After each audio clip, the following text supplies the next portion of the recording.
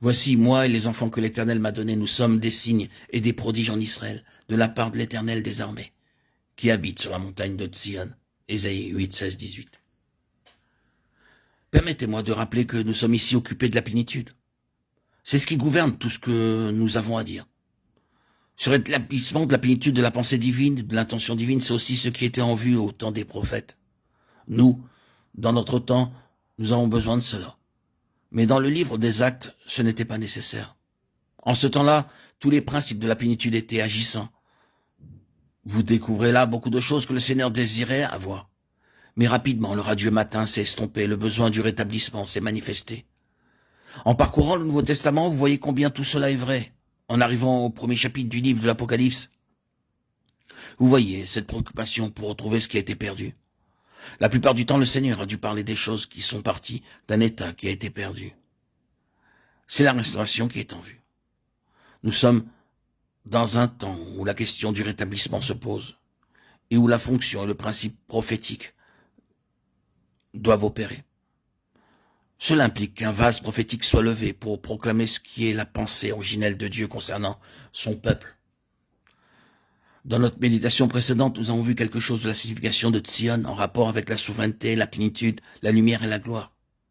Si nous regardons ce qui renferme tous les éléments et les caractéristiques de Sion, nous le trouvons dans un mot, la vie. Par cela, bien sûr, nous pensons à la vie divine, car le témoignage d'Sion est fondamentalement celui de la vie, une vie particulière, une vie absolument différente de toute autre vie. Cette vie est une nature. À travers ces messages, nous avons parlé de l'évangile de la gloire du Dieu béni, du Dieu satisfait. Et nous avons dit que la gloire est le rayonnement de la nature, de Dieu, se manifestant et s'exprimant. Cette nature divine nous est donnée dans la vie éternelle que nous recevons lors de la nouvelle naissance. C'est une nature qui est plantée intérieurement et dans laquelle se trouve de manière inhérente cette ressemblance divine.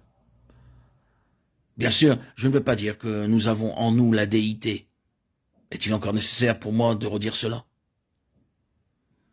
Toutefois, considérons simplement ce que Pierre disait, afin que par elle, les promesses, vous deveniez participants de la nature divine en fuyant la corruption qui existe dans le monde par la convoitise. 2 Pierre 1, 4. C'est dans cette vie dont nous parlons que réside la nature divine. C'est toujours interdépendant dans le domaine subjectif-objectif, c'est-à-dire que nous avons cette vie dans le Fils de Dieu et que nous l'avons seulement en nous-mêmes dans la mesure où nous avons Christ en nous. Nous ne devenons pas divins et aucune nouvelle mesure de divinité ne peut nous faire devenir ainsi. Nous ne sommes pas de grands Olympiens et jamais nous ne le serons. C'est un aspect essentiel de ce que nous disions auparavant. Nous ne devenons pas cela. Ce vase sera toujours quelque chose qui attribue tout à Dieu. Donc, dans un tel vase, il y aura des personnes qui, en elles-mêmes, seront très imparfaites. Vous ne pourrez jamais dire en parlant d'elles qu'elles sont grandes par elles-mêmes. Ce seront des personnes très humaines et la marque même de leur humanité sera leur complète dépendance à l'égard du Seigneur pour toute manifestation de bonté.